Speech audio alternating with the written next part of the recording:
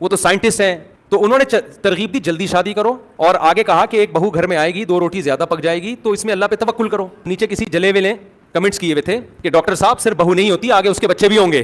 तो मेरा दिल चाह रहा था मैं नीचे कमेंट करूं सिर्फ बच्चे नहीं, फिर आगे बच्चों के बच्चे भी होंगे, फिर उसके उन बच्चों की बीवी भी आएगी, फिर उनके बच्चे भी होंगे, फिर उन बच्चों के बच्चे भी होंगे। तो लोग मुझे कहेंगे ना ये मौलवी पागल हो गया, क्या कर रहा है, बच्चे भी होंगे तो बच्चों के बच्चे भी होंगे, तो फिर बच्चों के बच्चे, फिर बच्चों की तालीम, तो लोग कहेंगे ना पागल हो गया है कि इतनी दूर की कौन सोचता है। तो हम भी कहेंगे कि फिर इससे आगे की मत सोचो, फिलहाल एक अदद बहू चाहिए ना, इतनी सोचो। जब आगे उसकी औलाद होगी तो आगे ग्राउंड रियलिटी चेंज हो चुकी होगी, हकीकत चेंज हो चुकी होगी, उस वक्त तक वसाइल बढ़ चुके होंगे और रिस्क के दरवाजे खुल चुके होंगे। ये भी तो कम बहुत कुछ करेगा ना, हो सकता है इसकी जॉब लग जाए। इतनी लंबी लंबी सोचते हैं यार, बच्चे होंगे फिर वो कैसे पढ़ेंगे, फिर वो क्या करेंगे, वो निकलता क्या है इतनी प्लानिंग के बाद। जो प्रोडक्ट मार्केट में इतनी सोचने के बाद आ रही है, उस प्रोडक्ट का हाल तो देखो आप जाके, क्या क्या सोचा हुआ होता है। 2 बच्चे होंगे तो फिर एक ये बनेगा तो दूसरा ये बनेगा, ना वो ये बनता है ना वो पी रहा होता है जाके।